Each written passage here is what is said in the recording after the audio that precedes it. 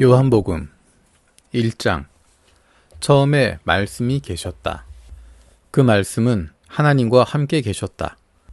하나님이셨다. 그 말씀은. 그분은 처음에 하나님과 함께 계셨다. 모든 것이 그분을 통해 생겨났다. 생겨날 것 가운데 그분 없이 생겨난 것은 하나도 없었다.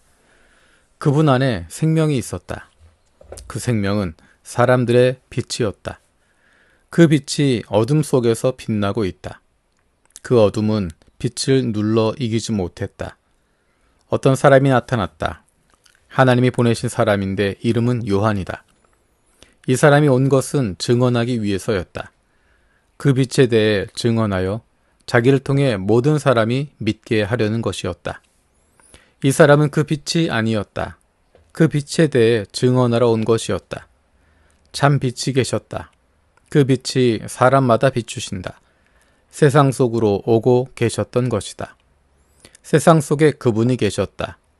세상은 그분을 통해 생겨났지만 세상은 그분을 알아보지 못했다. 그분 소유의 땅으로 그분이 오셨지만 그분 자신의 사람들이 그분을 곁으로 모셔드리지 않았다. 그러나 그분을 맞아들인 사람이라면 누구에게나 하나님의 자녀가 되는 자격을 주셨다. 곧 그분의 이름을 믿는 사람들에게는. 이는 혈통을 따라서나 몸의 뜻을 따라서나 남자의 뜻을 따라서가 아니라 하나님에게서 태어났다. 그 말씀이 사람 몸이 되어 우리 가운데 거처를 두셨다. 우리가 그분의 영광을 바라보니 아버지에게서 나신 하나뿐인 아들의 영광이었다. 은혜와 진리가 가득했다. 요한이 그분에 대해 증언한다. 그가 외쳤다. 이분은 내가 말한 그분입니다. 내 뒤에 오시는 분이 계신데 나보다 앞서 계신 분이십니다. 나보다 훨씬 먼저 계셨기 때문입니다. 하고요. 그분이 가득 가지신 것에서 우리 모두는 은혜 위에 또 은혜를 받았다. 율법을 주신 것은 모세를 통해서이지만 은혜와 진리를 누리게 하신 것은 예수 그리스도를 통해서이다. 하나님을 뵌 사람은 여태껏 하나도 없었다. 그러나 하나뿐인 아들이신 하나님, 곧 아버지 품속에 계신 바로 그분이 자세히 알려주셨다. 이것은 요한의 증언이다. 유대야 사람들이 예루살렘에서 제사장들과 레위 사람들을 요한한테 보내어 선생은 누구십니까? 하고 물어보게 했을 때 일이다. 그가 솔직하게 털어놓고 부인하지 않았다. 솔직하게 털어놓기를 나 자신은 그리스도가 아닙니다. 하고 말했다. 그러자 그들이 요한에게 물었다. 그러면 뭡니까? 바로 선생이 엘리야입니까? 요한이 말한다. 나는 아닙니다. 그러면 바로 선생이 그 예언자입니까? 요한이 대답했다. 아닙니다. 그래서 그들이 요한에게 물었다. 선생은 누구십니까? 우리를 보낸 분들에게 답할 수 있게 해주십시오. 선생은 스스로에 대해 뭐라고 말씀하시겠습니까? 요한이 이렇게 말했다.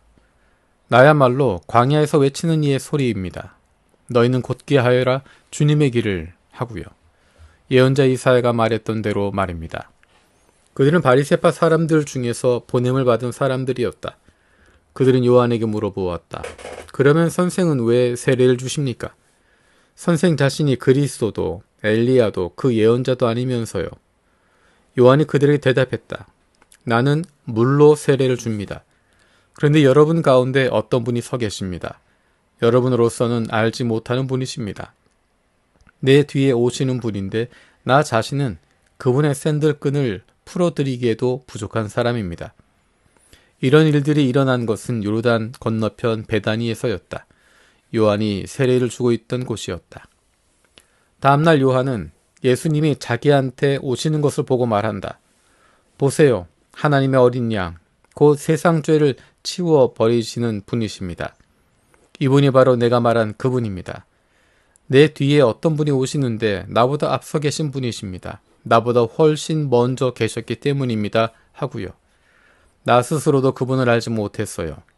그러나 바로 내가 와서 물로 세례를 주는 것은 이스라엘에게 그분이 드러나시도록 하는 일, 바로 이 일 때문입니다. 요한이 또 증언했다. 내가 똑똑히 보았어요. 성령님이 비둘기처럼 하늘에서 내려와 그분 위에 머물러 계시는 것을요. 나 스스로도 그분을 알지 못했어요. 그러나 나를 보내어 물로 세례를 주게 하신 분께서 나에게 이렇게 말씀하셨어요. 어떤 분 위로 성령님이 내려와 그 위에 머물러 있는 것을 보게 될 것이다.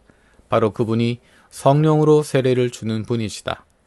그런데 내가 직접 그것을 보았고, 그래서 이분이 하나님의 아들입니다 하고 증언했어요.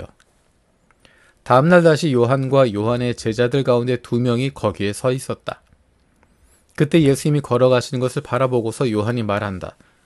보세요. 하나님의 어린 양이십니다. 그러자 요한의 제자 2명이 요한의 말을 듣고서 예수님을 따라간다.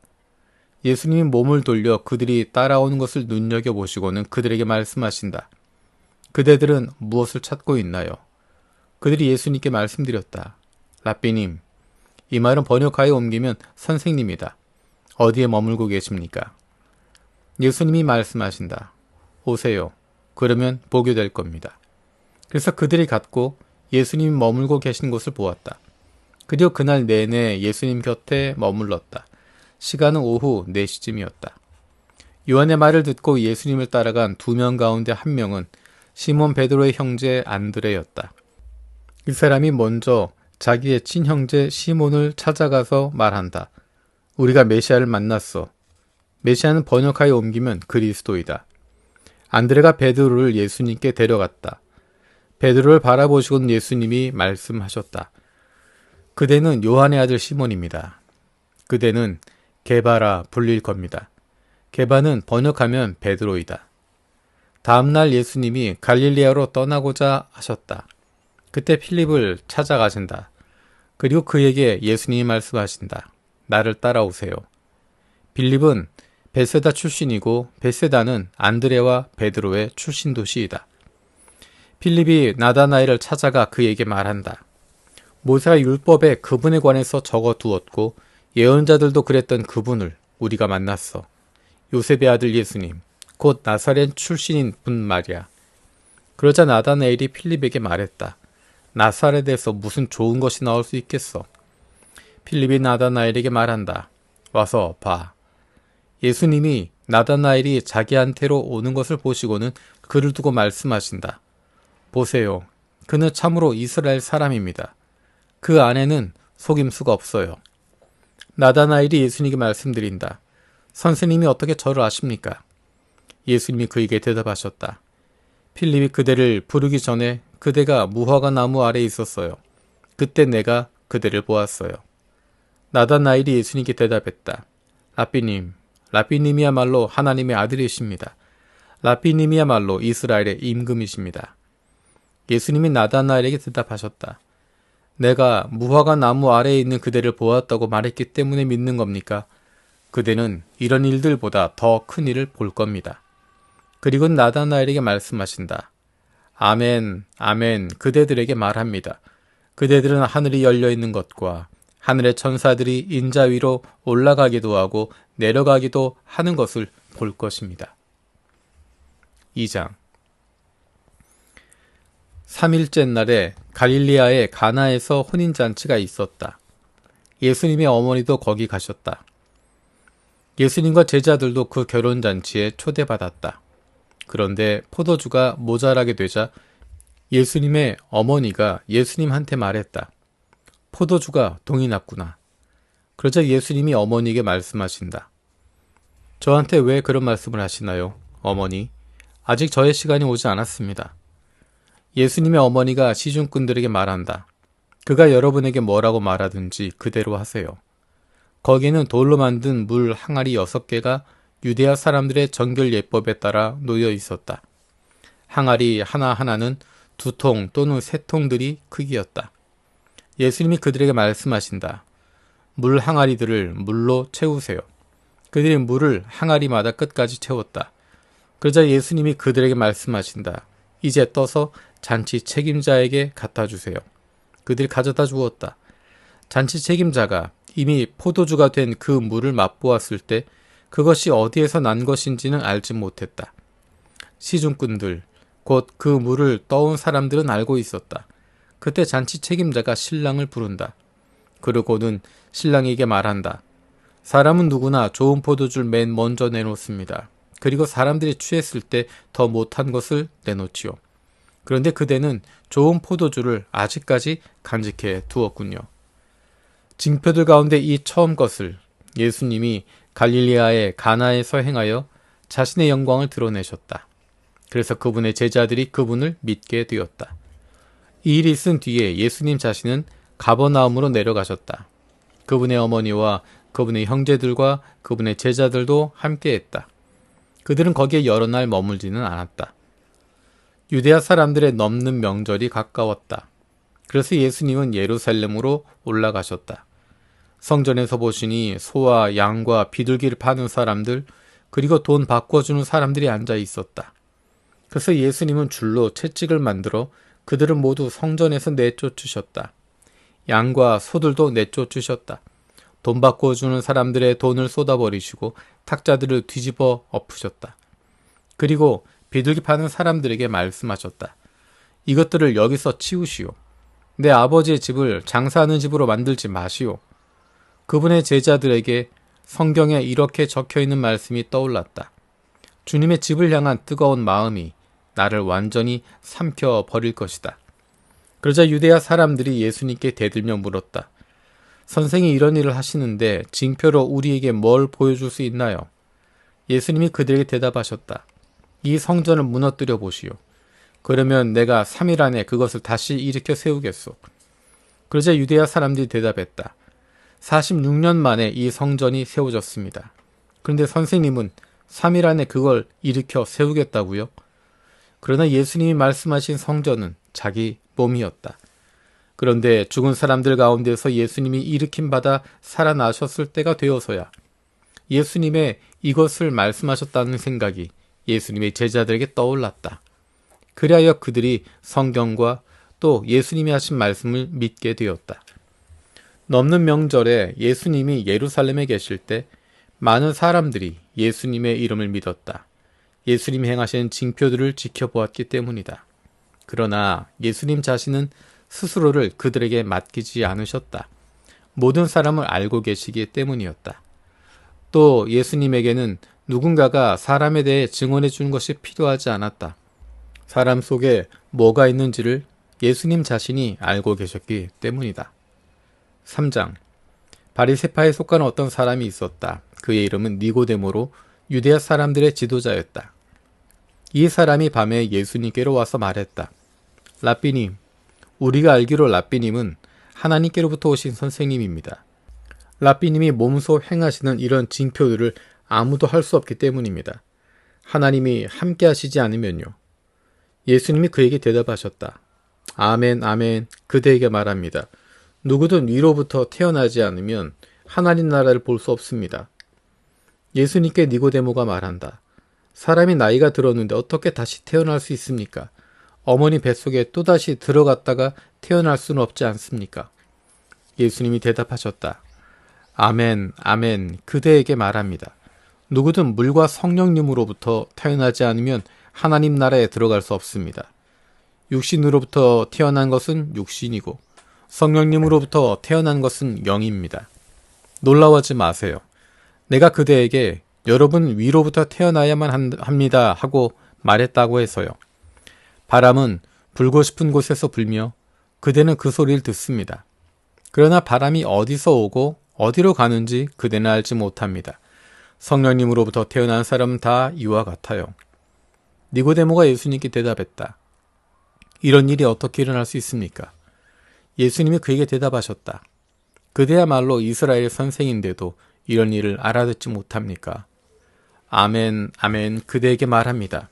우리는 알고 있는 것을 말하고 본 것을 증언합니다. 그런데 그대들은 우리 증언을 받아들이지 않고 있어요. 내가 땅의 일을 말했는데도 그대들이 믿지 않고 있는데 내가 하늘의 일을 말하면 그대들이 어떻게 믿겠습니까? 하늘에 올라가 본 사람은 아무도 없어요. 하늘에서 내려온 분, 곧 인자 말고는요. 모세가 광야에서 뱀을 높이 든 것처럼 그렇게 인자가 높이 들려야만 합니다. 그것은 그를 믿는 사람마다 영원한 생명을 누릴 수 있게 하려는 겁니다. 하나님이 세상을 이처럼 사랑하셔서 하나뿐인 아들을 주셨습니다.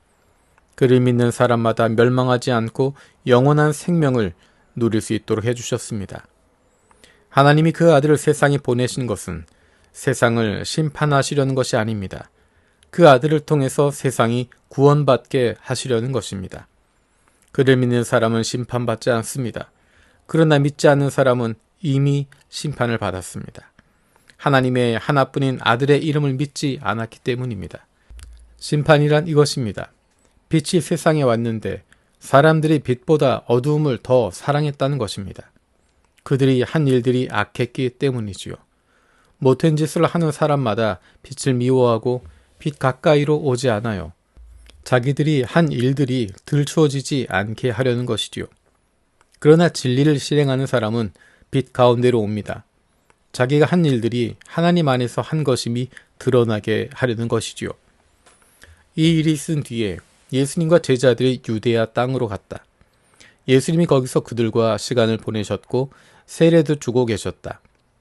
요한도 살렘 가까이 에논에서 세례를 주고 있었다. 거기에 물이 많았기 때문이다. 사람들이 계속해서 나와 세례를 받았다. 아직 요한이 감옥에 갇혀 있지 않았기 때문이다. 그때 깨끗하게 하는 예식에 대해 요한의 제자들과 어떤 유대야 사람 사이에 논쟁이 벌어졌다. 그들이 요한한테 가서 말했다. 라삐님, 요르단 건너편에서 라삐님과 함께 있던 사람, 라삐님이 몸소 증언해 주셨던 사람 있지요? 보세요. 그 사람이 세례를 주고 있다는데 모두가 그 사람한테로 가고 있습니다. 요한이 대답했다. 하늘로부터 주어지지 않았으면 사람은 어느 것 하나도 받을 수 없어요. 바로 여러분이야말로 나를 위해 증언해 줄 사람들입니다. 내가 이렇게 말했지요. 나 자신은 그리스도가 아닙니다. 그분의 앞서 보내심을 받았어요. 신부를 얻는 것은 신랑입니다. 하지만 신랑의 친구가 서 있다가 신랑이 오는 소리를 들으면 그 소리 때문에 기뻐하고 기뻐합니다. 바로 그런 기쁨이 나에게 가득합니다. 그분 명성은 커져야만 하고 나는 사그라들어야만 합니다. 위로부터 오시는 분은 모든 것 위에 계십니다. 땅에 속한 사람은 땅에 속하여서 땅에 속한 방식으로 말합니다. 하늘로부터 오시는 분은 모든 것 위에 계십니다.